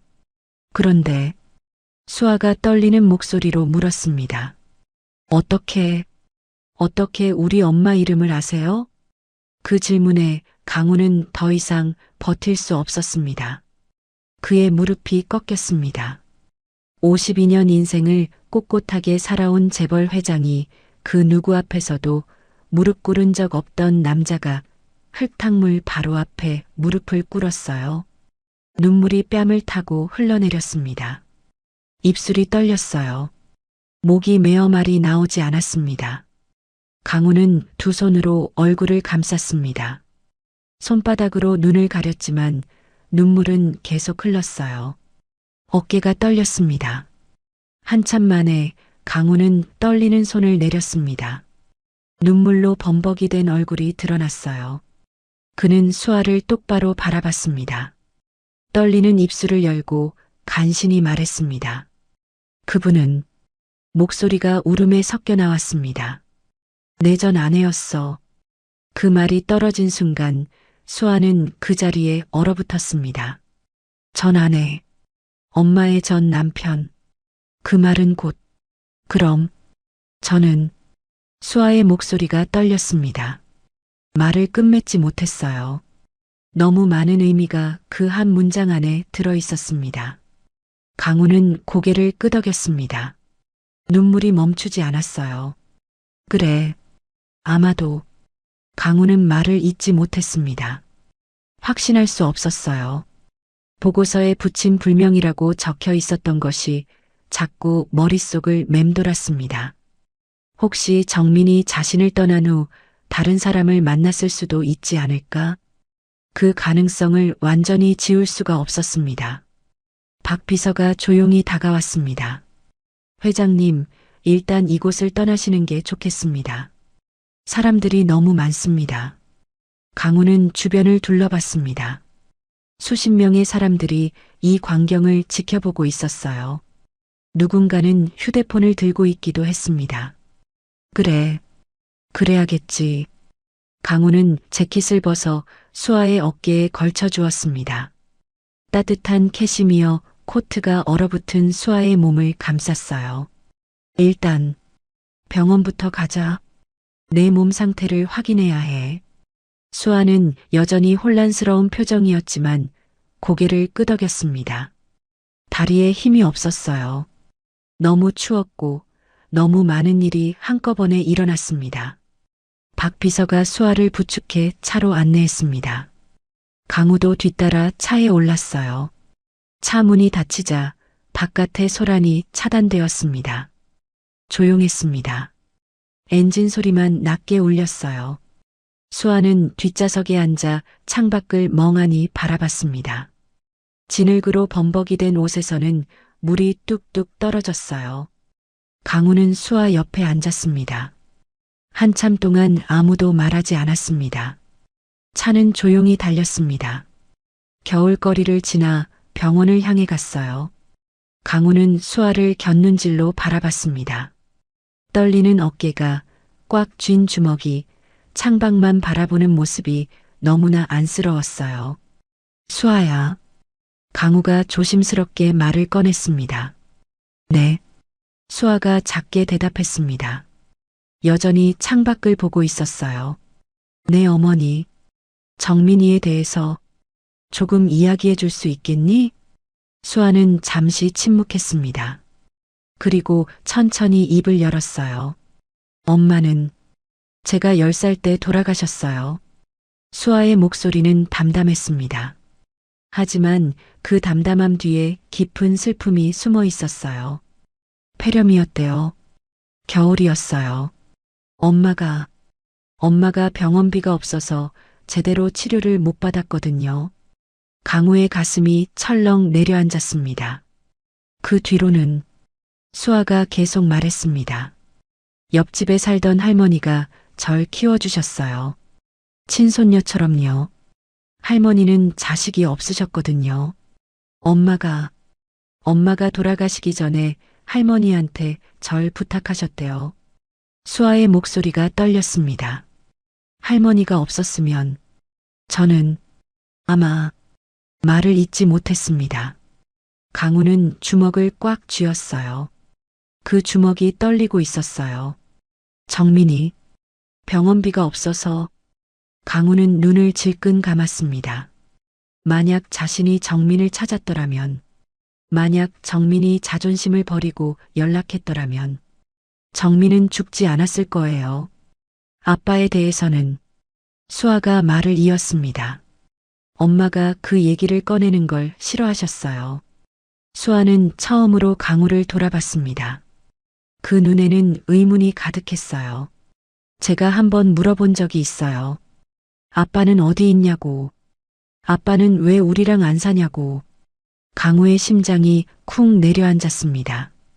그랬더니 엄마가 그 얘기는 하지 말라고. 다시는 그 사람 얘기 꺼내지 말라고. 수아의 목소리가 작아졌습니다. 엄마가 그렇게 화내는 거 처음 봤어요. 그 뒤로는 저도 다시는 안 물어봤어요. 강우는 숨이 막히는 것 같았습니다. 정민이 자신을 얼마나 원망했을지, 얼마나 미워했을지, 아빠라는 단어조차 입에 담기 싫을 만큼 미안하다. 강우의 입에서 저절로 말이 흘러나왔습니다. 정말 미안해. 수아는 강우를 바라봤습니다. 이해할 수 없다는 표정이었어요. 왜 미안하다고 하세요? 강우는 떨리는 손을 뻗어 수아의 손을 잡았습니다. 진흙이 묻은 차갑고 작은 손이었어요. 수아야. 강우의 목소리가 떨렸습니다. 내 얼굴이, 내 어머니의 이름이, 그리고 내 나이가 모든 것을 말해주고 있구나. 수아는 강우의 손을 내려다봤습니다. 떨리는 손이었어요. 나는 내 어머니를 지켜주지 못했어. 시댁 식구들의 구박으로부터, 외로움으로부터 아무것도 지켜주지 못했지. 강우의 눈에서 또 눈물이 흘러내렸습니다. 그래서 내 어머니는 나를 떠났어. 그때 너를 베고 있었던 거야. 하지만 나는 몰랐어. 아무것도 몰랐어. 수아의 눈이 커졌습니다. 그럼 정말로 아마도. 강우가 고개를 끄덕였습니다. 하지만 내 어머니에게도 죽은 내 첫째 딸에게도 나는 죄인이야. 그리고 너에게도 나는 의심이라는 죄를 지었어. 강우는 수아의 손을 더 세게 잡았습니다. 보고서에 내 아버지가 불명이라고 적혀 있었거든. 그래서 나는 내가 정말 내 딸인지 확신할 수가 없었어. 혹시 내 어머니가 나를 떠난 후 다른 사람을 만났을 수도 있다고. 그렇게 생각했어. 수아는 아무 말도 하지 않았습니다. 그저 강우를 바라볼 뿐이었어요. 미안하다. 정말 미안하다. 하지만 강우는 눈물을 닦았습니다. 너를 법적으로도 그리고 내 남은 인생 전부를 걸고 지키기 위해서 이 모든 것을 바로잡을 첫 번째 절차가 필요하구나. 강우는 수아를 똑바로 바라봤습니다. 검사를 하자. 유전자 검사. 그래야 너를 제대로 지킬 수 있어. 법적으로도 누구도 의심할 수 없게. 수아는 한참 동안 강우를 바라봤습니다. 그리고 천천히 고개를 끄덕였어요. 알겠어요. 차는 병원에 도착했습니다. 일주일이 지났습니다. 강우는 그동안 단 한순간도 마음 편할 수가 없었습니다. 검사 결과가 나오기를 기다리는 동안 그는 매일 밤 잠을 이루지 못했어요. 만약 수아가 자신의 딸이 아니라면 그 생각만으로도 가슴이 무너지는 것 같았습니다. 하지만 동시에 만약 정말 자신의 딸이라면 그동안 수아를 고생시킨 자신을 어떻게 용서할 수 있을까요? 그날 오후 강우는 수아와 함께 병원을 찾았습니다. 의사가 봉투를 건넸습니다. 얇은 종이 한 장이 들어있는 봉투였어요. 강우의 손이 떨렸습니다. 봉투를 열 수가 없었어요. 제가 볼까요? 수아가 조심스럽게 말했습니다. 강우는 고개를 끄덕였어요. 수아가 봉투를 열었습니다. 종이를 꺼내 읽었어요. 친자관계 확률 99.99%. 수아의 목소리가 떨렸습니다. 순간 강우의 눈앞이 하얗게 변했습니다. 99.99%. 의심의 여지가 없었습니다. 수아는 자신의 딸이었습니다. 강우는 수아의 손에서 종이를 받아들었습니다. 부녀관계라는 글자가 선명하게 적혀 있었어요. 으아. 강우의 입에서 신음이 흘러나왔습니다. 종이를 붙들고 그는 그대로 무너졌어요. 의자에 앉은 채로 두 손으로 얼굴을 감싸고 강우는 통곡했습니다. 미안하다. 미안해. 52년을 살아오며 쌓아온 모든 것이 무너져 내렸습니다. 회장이라는 직함도 재벌이라는 신분도 아무 의미가 없었어요. 지금 강우는 그저 한 명의 아버지였습니다. 딸을 지켜주지 못한, 딸의 존재조차 몰랐던 한심한 아버지였습니다. 널 버리려던 게 아니야. 강우가 울먹이며 말했습니다. 내가 미쳤던 거야. 내 엄마를 지켜주지 못해서. 수아는 강우 옆에 앉았습니다. 그리고 조용히 강우의 등을 쓰다듬어 주었어요. 괜찮아요. 수아의 목소리는 담담했습니다. 전 아빠를 원망한 적 없어요. 엄마도 마지막엔 아빠를 용서했을 거예요. 그 말에 강우는 더욱 목 놓아 울었습니다. 수아야. 그리고 수아가 말을 이었습니다. 저를 의심한 것도 이해해요. 당연한 거잖아요. 증거가 필요했던 거잖아요. 강우는 고개를 들어 수아를 바라봤습니다. 눈물 범벅이 된 얼굴이었어요. 너를 흙탕물에 쓰러져 울던 그 모습을 보고도 나는 의심했어. 강우는 자신이 한심했습니다. 그게 제일 미안해. 내가 얼마나 힘들었을지 알면서도. 수아는 강우의 손을 잡았습니다. 이제 괜찮아요. 이제 알았잖아요. 수아의 눈에서도 눈물이 흘러내렸습니다. 저한테 아빠가 생긴 거잖아요. 그 말에 강우는 수아를 껴안았습니다. 딸을 처음으로 안았습니다. 19년 만에 처음으로. 미안하다. 정말 미안해. 앞으로는 너를 꼭 지켜줄게.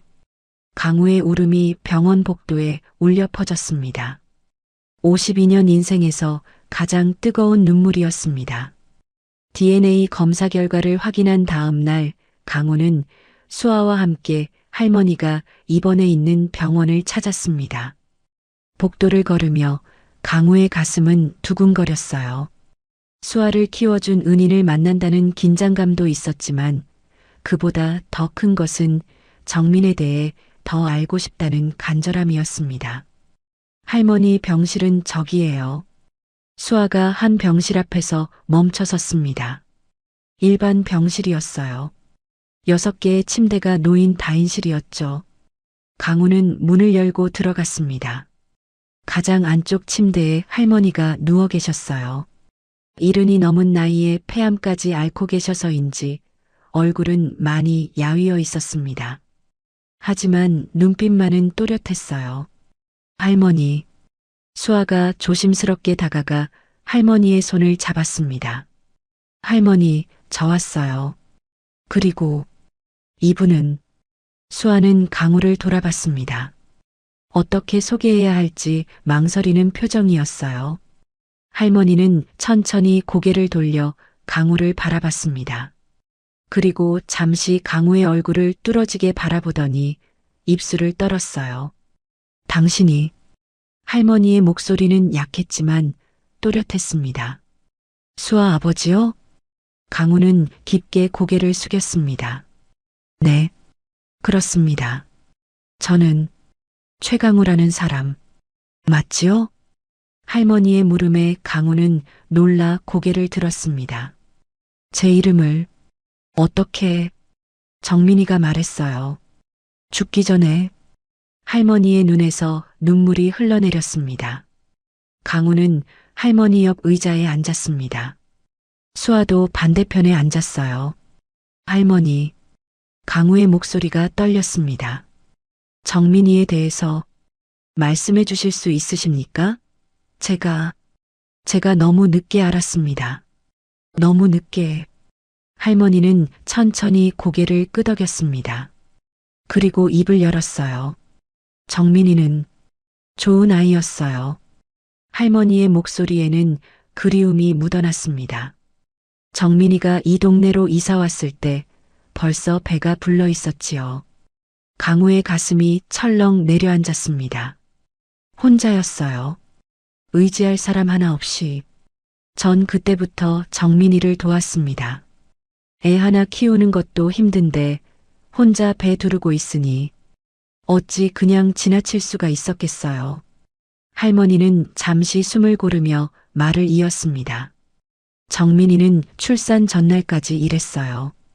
작은 식당에서 설거지하고 청소하고 배가 터질 것 같은데도 일을 멈추지 않았지요.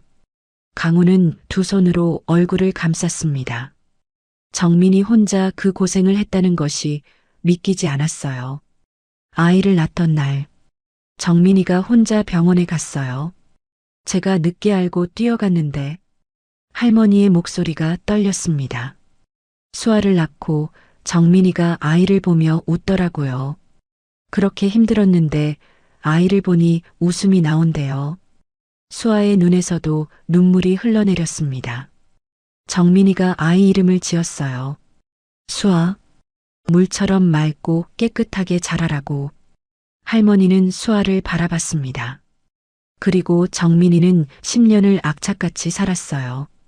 아침엔 신문 배달, 낮엔 식당 일, 밤엔 청소. 하루에 3시간도 못 자면서 수아를 키웠지요. 강우는 주먹을 꽉 쥐었습니다. 한 번은 제가 물었어요.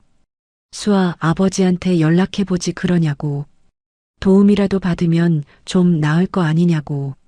할머니가 고개를 저었습니다. 그랬더니 정민이가 그렇게 화를 내더라고요. 평소에 순한 아이가.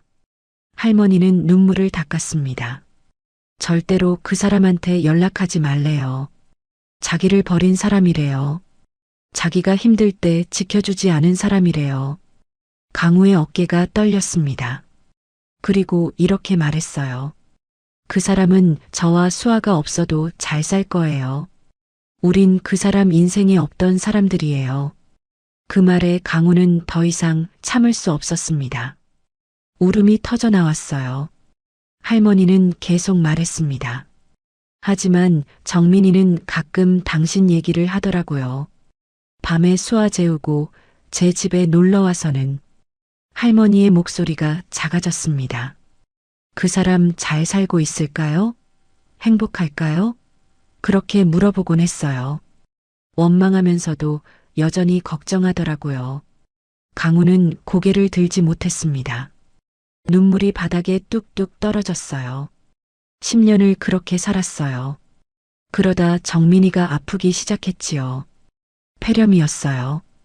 겨울이었는데 병원비가 없어서 제대로 치료를 못 받았어요. 할머니의 목소리가 더욱 떨렸습니다. 정민이가 죽기 며칠 전에 저한테 부탁했어요. 수아를 돌봐달라고. 자기 대신 엄마가 되어달라고. 할머니는 수아의 손을 꽉 잡았습니다. 그리고 마지막으로 이렇게 말했어요. 절대 그 사람한테 연락하지 마세요.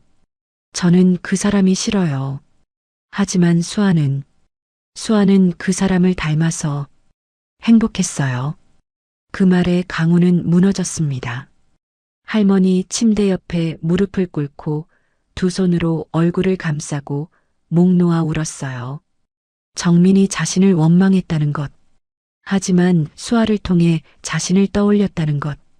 그 모든 것이 강우의 가슴을 찢어 놓았습니다. 한참을 온 후 강우는 천천히 고개를 들었습니다. 그는 할머니를 똑바로 바라봤어요. 감사합니다. 강우의 목소리는 울음에 젖어 있었습니다. 제 딸을 살려주셔서 정말 감사합니다. 할머니는 고개를 저었습니다. 아니에요. 저도 외로웠어요. 수아가 있어서 저도 살았어요. 강우는 일어섰습니다. 그리고 할머니 앞에 바르게 섰어요. 그리고 깊게, 아주 깊게 허리를 숙여 큰 절을 올렸습니다. 52년 인생에서 회장 자리에 앉은 후로는 단 한 번도 누구에게 절한 적 없는 강우가 지금 할머니 앞에 큰 절을 올리고 있었습니다. 고맙습니다. 정말. 강우는 절을 하고 또 했습니다. 제대로 속죄할 기회를 주셔서 감사합니다. 제 딸을 지켜주셔서 감사합니다. 할머니는 눈물을 흘리며 손사래를 쳤습니다. 아니에요, 일어나세요. 하지만 강우는 멈추지 않았습니다. 계속해서 절을 올렸어요. 그날 밤 강우는 집으로 돌아와 서재에 홀로 앉았습니다. 책상 위에는 세 장의 사진이 놓여 있었어요. 정민의 사진, 서연의 사진, 그리고 오늘 찍은 수아의 사진. 강우는 그 사진들을 바라보며 깨달았습니다. 자신의 아버지, 선대 회장은 정민을 구박했습니다. 그래서 강우는 아내를 잃었어요. 그리고 강우는 서연의 남자를 쫓아냈습니다. 그래서 딸을 잃었죠. 자신이 아버지를 원망하며 살아왔지만 어느새 그와 똑같은 사람이 되어 있었던 거였어요. 정민에게, 서연에게, 그리고 수아에게 자신이 당한 고통을 자신이 딸에게 똑같이 가했다는 것. 그것이 기막힌 아이러니였습니다. 아버지. 강우는 천장을 바라보며 중얼거렸습니다. 아버지가 저에게 한 짓을 나는 내 딸에게 했습니다. 이제야 알았습니다. 강우는 사진들을 가슴에 안았습니다. 정민아, 서연아, 그리고 수아야. 정말 미안하다. 이틀 후 할머니는 세강그룹 본관 건물 안에 있는 VIP 전용 병원으로 옮겨졌습니다. 최고급 1인실이었어요. 넓은 창으로는 서울 시내가 한눈에 보였고 최신 의료 장비들이 갖춰져 있었죠. 전담 의료진 5명이 배치되었습니다. 폐암 전문의 간호사 3명, 영양사 1명. 할머니, 여기 너무 좋아요. 수아가 신기한 듯 병실을 둘러봤습니다. 이런 데까지 너무 과한 거 아니냐? 할머니가 걱정스럽게 말했지만 강우는 고개를 저었습니다. 아닙니다. 이것도 부족합니다.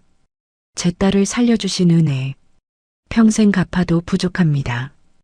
강우는 박 비서에게 지시했습니다. 할머니의 모든 병원비와 생활비는 우리가 책임진다.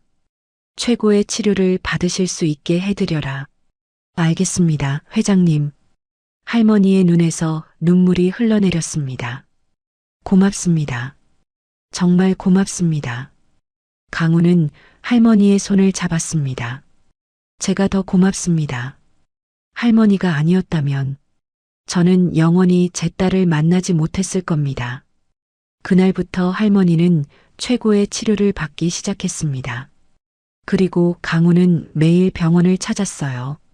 수아와 함께 할머니가 VIP 병실로 옮겨진 지 일주일 후 강우는 수아를 서재로 불렀습니다. 수아야, 앉아라. 강우는 책상 앞 의자를 가리켰어요. 수아는 조금 긴장한 표정으로 앉았습니다. 아빠가 하나 제안하고 싶은 게 있어. 강우는 서류 하나를 꺼내 수아 앞에 놓았습니다. 은혜장학재단 설립 계획서라고 적혀 있었어요. 이게 뭐예요? 수아가 서류를 들어 읽기 시작했습니다. 눈이 점점 커졌어요. 아빠가 장학재단을 만들려고 해. 할머니 이름으로. 강우의 목소리는 단호했습니다. 박순자 할머니의 이름으로 은혜장학재단을 설립할 거야. 너처럼 어려운 환경에서도 꿈을 잃지 않는 학생들을 돕는 재단이지. 수아의 눈에 눈물이 고였습니다. 아빠, 할머니가 너를 키워준 것처럼 이제는 우리가 다른 아이들을 도와야 해. 그게 진짜 속죄라고 생각해.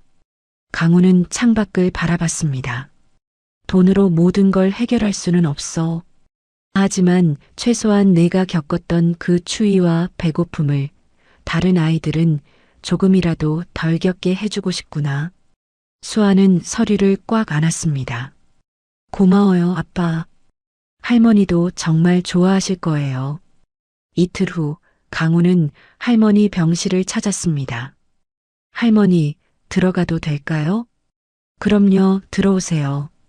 할머니는 이제 많이 좋아져 있었어요. 최고의 치료 덕분에 안색도 밝아지고 말도 한결 또렷해졌습니다. 강우는 할머니 침대 옆에 앉아 서류를 보여드렸습니다. 할머니, 이걸 보세요. 할머니는 돋보기를 쓰고 서류를 읽었습니다. 한참을 읽더니 눈물을 흘렸어요. 이게 내 이름으로? 네. 은혜장학재단입니다. 할머니께서 수아에게 베푸신 은혜를 이제 다른 아이들에게도 나눠주려고 합니다. 할머니는 떨리는 손으로 강우의 손을 잡았습니다. 고맙습니다. 정말 고맙습니다. 제 이름이 이렇게 빛날 줄은. 할머니가 빛나신 겁니다. 수아를 구해주셔서 제게 속죄할 기회를 주셔서. 그날부터 강우는 재단 설립에 본격적으로 나섰습니다. 한 달 후 은혜장학재단이 공식 출범했습니다. 첫 해에만 100명의 학생들이 장학금을 받게 되었어요. 그리고 그 첫 번째 장학생이 바로 수아였습니다. 아빠, 전 장학금 안 받아도 돼요. 다른 친구들한테 주세요. 수아가 사양했지만 강우는 고개를 저었습니다. 아니야. 내가 첫 번째 장학생이 되어야 해. 그래야 이 재단의 의미가 살아. 수아는 결국 고개를 끄덕였습니다. 그해 봄 수아는 대학에 입학했습니다. 전공은 식품영양학과였어요. 왜 식품영양학과를 선택했니?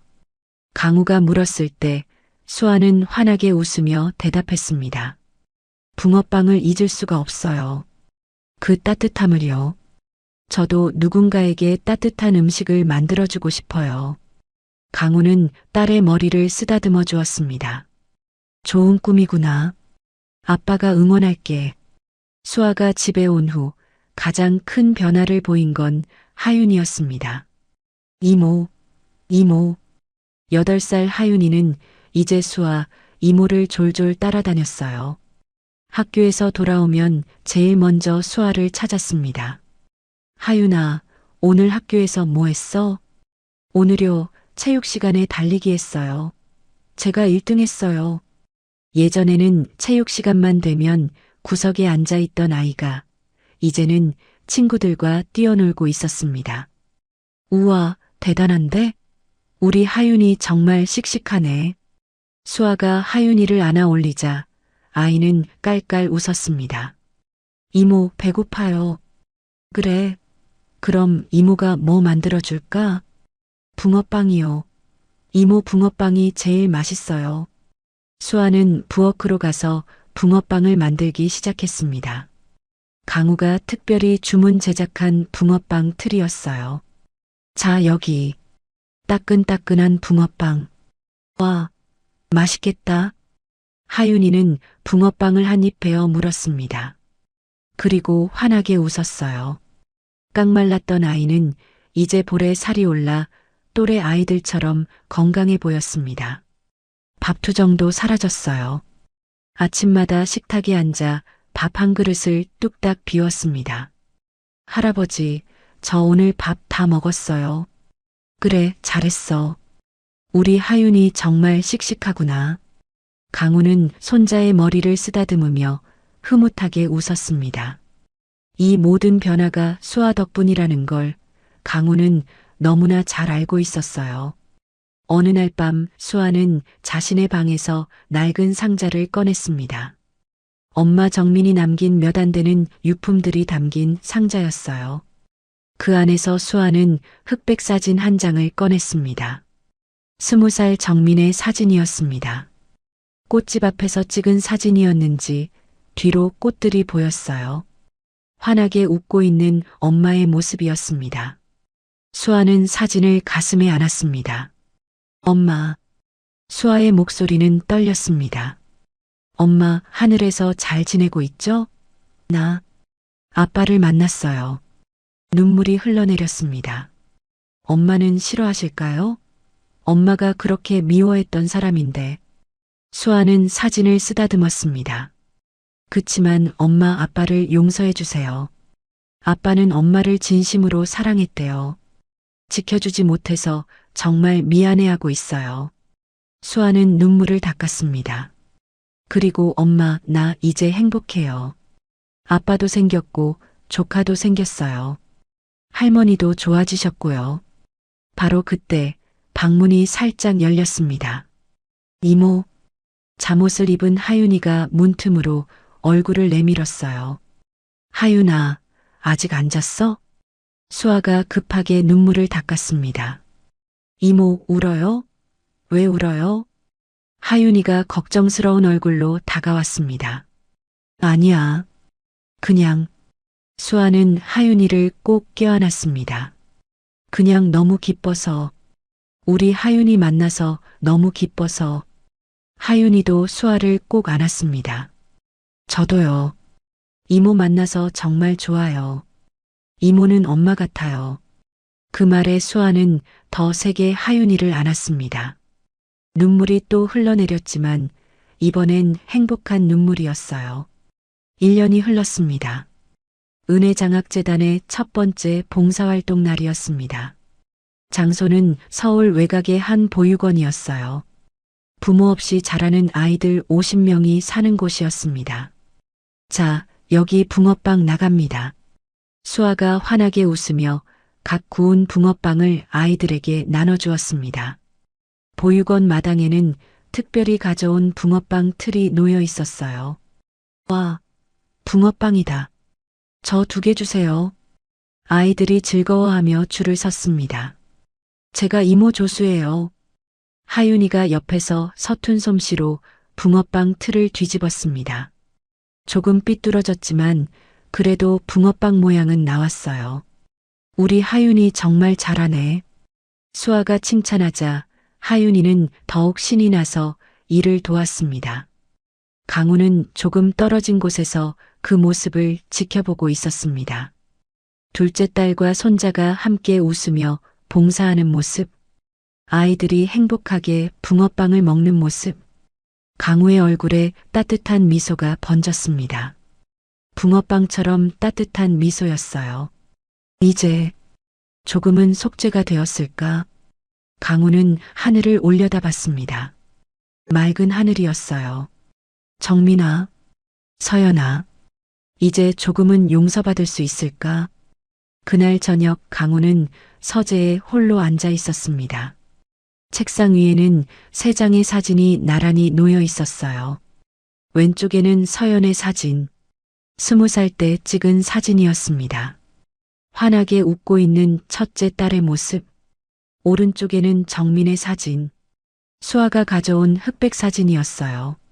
꽃집 앞에서 웃고 있는 젊은 날의 아내 모습, 그리고 가운데에는 새로운 가족 사진이 놓여 있었습니다.